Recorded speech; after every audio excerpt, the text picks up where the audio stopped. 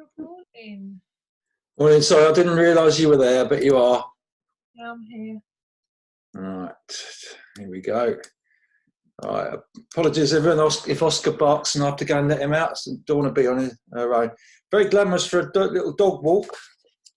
I know, my haircut's worked out quite well actually, so I'm quite pleased with it now. And you've caught me on the hop, so I'm just going to pause it because I'm not set up. Oh.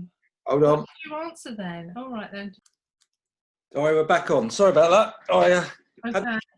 Suddenly realised I hadn't queued up the music. I was distracted, and so I know already we've got a few people on their starting blocks, because I suspect what they do is they just put a little comment on Facebook on one of the threads to get me to take a bite, and then they know I'm up, and then they know the recording's going to happen at some stage, but it's going to be about 9 o'clock. When you've posted, because I'm a friend with you, I get notification that you've posted. Yeah. So, you know, everywhere around you do get it. So there's a bit of cunning going on. I think there's 3, 4, 5 that have posted quite early this morning just to check if I'm up and lively and about to start work on this. But anyway. Excuse me, that word lively, does that apply? Yeah, I'm quite lively. Episode 62, Sunday the 24th of May 2020. The rollover on the music went to about midday yesterday when Tony Fulbrook, assisted by one of his sons, got it, and it was "You Somebody" by Kings of Leon. So very good, well done, Tony. I did have a scores on the doors, and I think that moves Tony up to 6 points, compared to Angie Crush on 7.5 and Steve Fury's on 7. Steve is, I think he's on a 72-hour bash celebrating his wife's 50th birthday. So. Oh, I wondered why we hadn't heard from him. He's normally up early, etc. Was that Oscar barking to come in? No, he's barking to go out, but he's not too desperate, so we'll leave him. Oh, right. He hasn't got his legs crossed then? No. Right, okay. Music today. We've got to get the artist, song, and the link. So here we go. Here we go. Do yesterday's music. Get your finger ready. Don't give them too much. Try.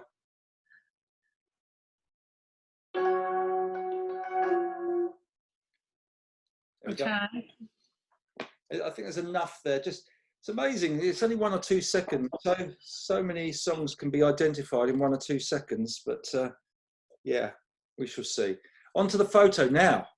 I spoke to a few people yesterday, and there's people coming out the woodwork all the time, admitting to watching this on a regular basis.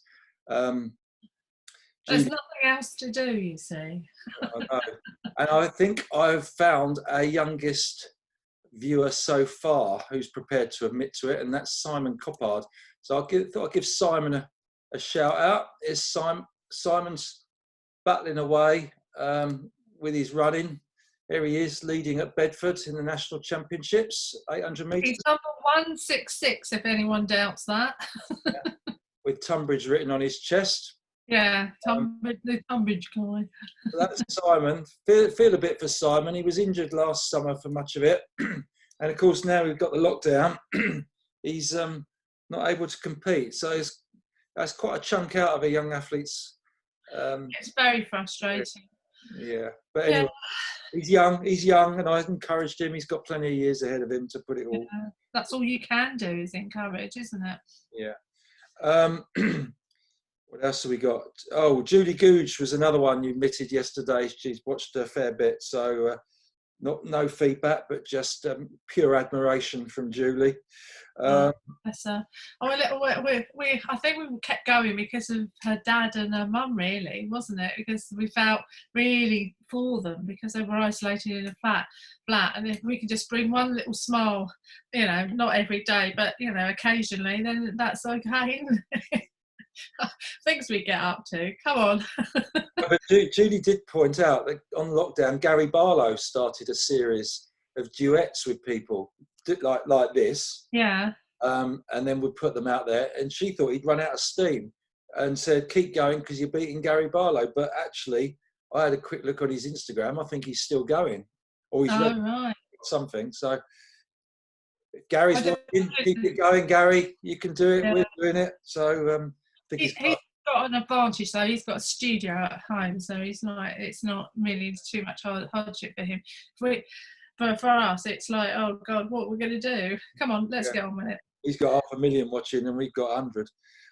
We Angie, can't sing, darling.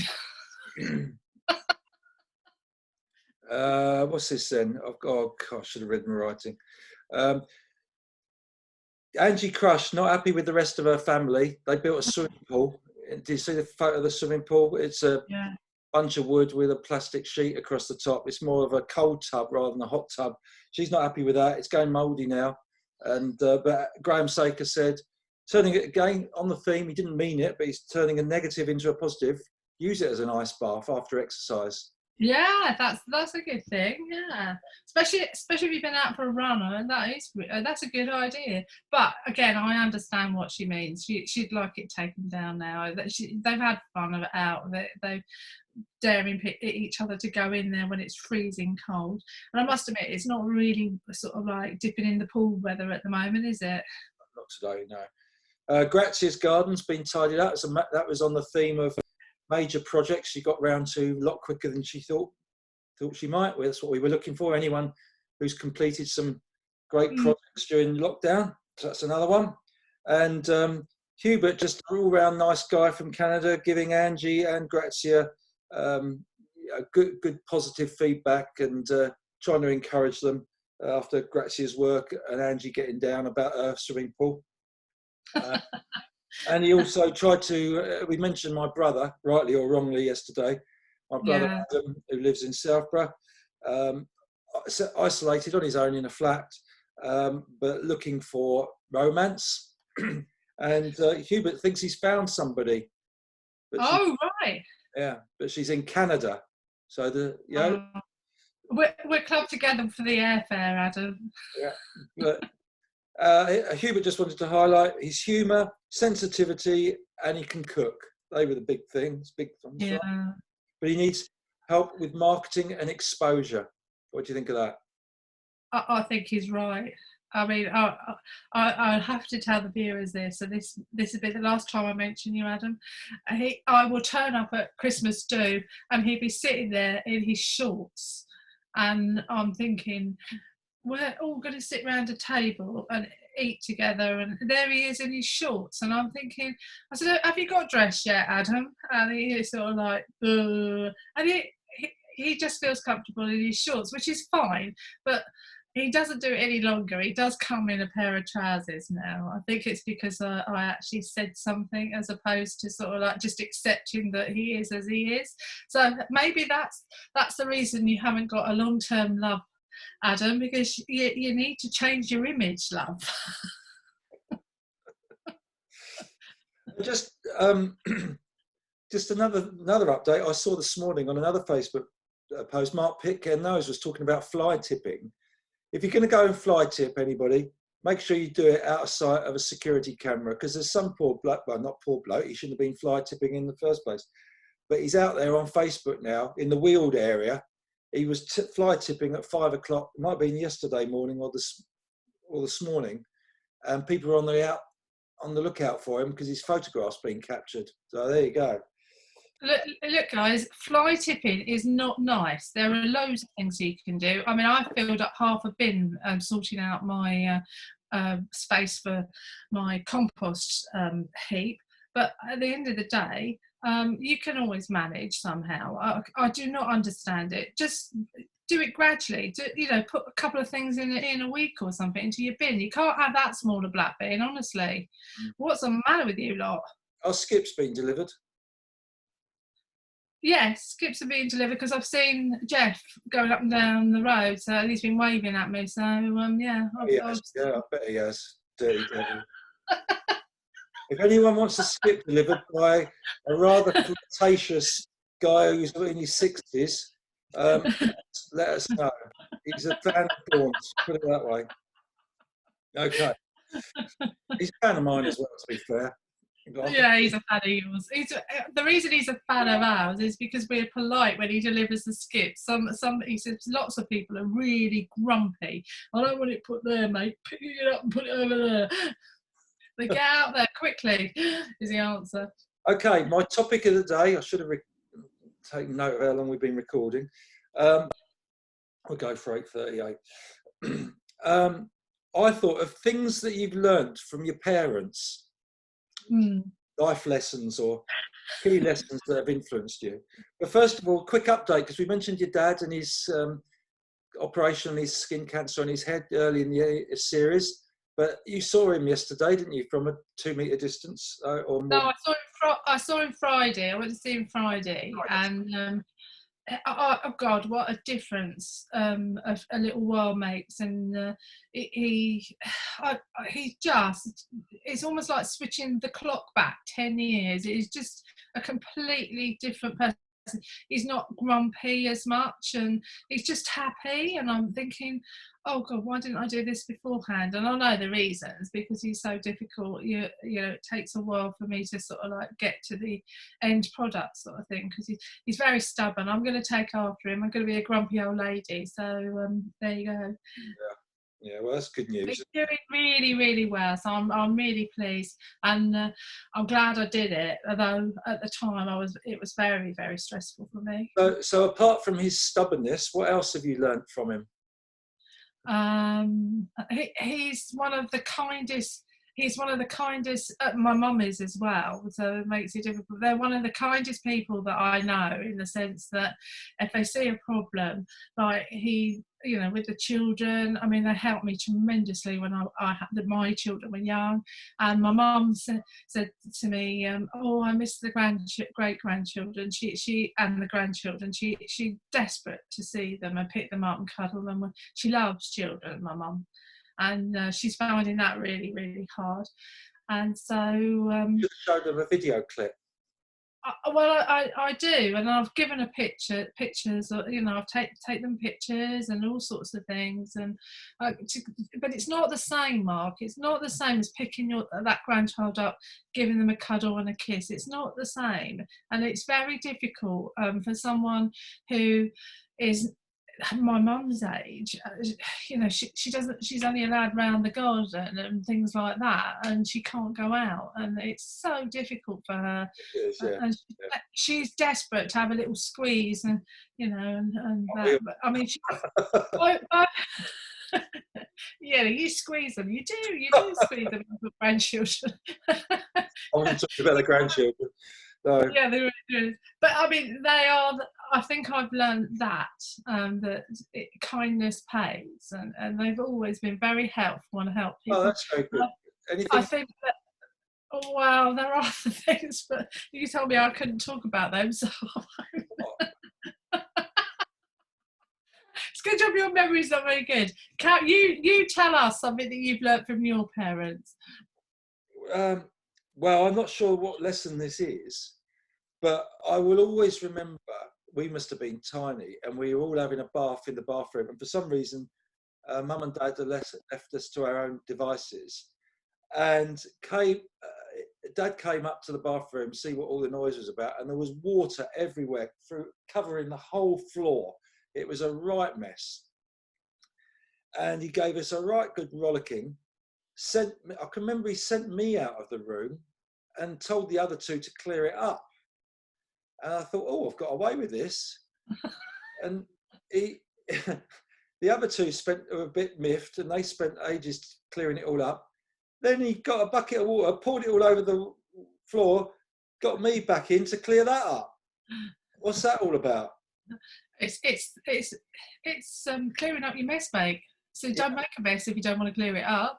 I think I'll always remember that, just that one instant. It's a weird one. Yeah. But it's sort of... and to be quite honest with you, you do remember things like that, etc. I can remember having a car accident, not on purpose. It was just lethal. The roads were lethal, and I went back home, and my dad. This was probably the only time I've ever heard him sort of like really have a go at me. And he said, "For God's sake, girl, you know how to drive. you know, what the hell do you think you're doing, etc. And I said, well, I didn't do it on purpose, Dad. Accidents happen. And I can remember then, and my mum sort of like stepping in between him and me, saying, she doesn't need a lecture, Sid, she needs comfort. She put her arms around me. She says, she's crying as it is. She's, you know, you're not making it any better. And I do remember that. And now it enables me to see, and I can remember that there's always two sides to people's reaction. But it's only because he cared about me that he reacted the way he did. Yeah, interesting. Yeah, it's funny. In all the years lived at home, there's only certain things that really stand out. I mean, there was one thing they were really big on was after birthdays and Christmas, we had to write thank you letters to all the aunts and uncles that had sent us some money or a present. Generally, it was money. It was like a, I don't know, 10 shilling note or something like that. And I would write a full update on what I've been doing with school and sport and updates. And unless it was long enough and detailed enough, I'd be sent back to do it again. And so I'd write reams of it. And I think Adam was pretty good as well, from what I can remember. It was Simon who seemed to drag his feet, and it would take forever. And we'd have done our letters, and then we'll have to wait for Simon to get it together and do his. And it's not like today where it's just a quick thanks very much, send off a card. It was full-blown effort into it. And I think that was quite good in a way. That was a good life lesson to take some time over thanking people and appreciating what they were doing for you. So yeah, very good. I think sometimes that's the only way people know you, etc. Because I mean, it's not, you know, I remember sort of like we used to go and see like relatives like very occasionally, certainly during the summer holidays, etc. We were not, because my dad was so busy with, you know, on the farm, etc. He didn't have time to sort of like go and see rallies, etc. And so it is important to sort of like just update them. I used to, on my aunts, etc., I used to write them a quick update of what was happening every Christmas, and so that they could know what we were doing, etc. Yeah, maybe a skill that's lost to people these days. But well, I think, you know, you've got a phone, and it's literally instantly. And I mean, most of the thank you nows come through text, but I quite like that, because at least you know that they've appreciated the little effort that you've made. Yeah. Well, I've got plenty. I've got about 8 other points, but I think we've run out of time. Trying to limit on stuff. So something for people to think about. Yeah, things you learned from your parents. What else was there? That was it. What was the main thing, wasn't it?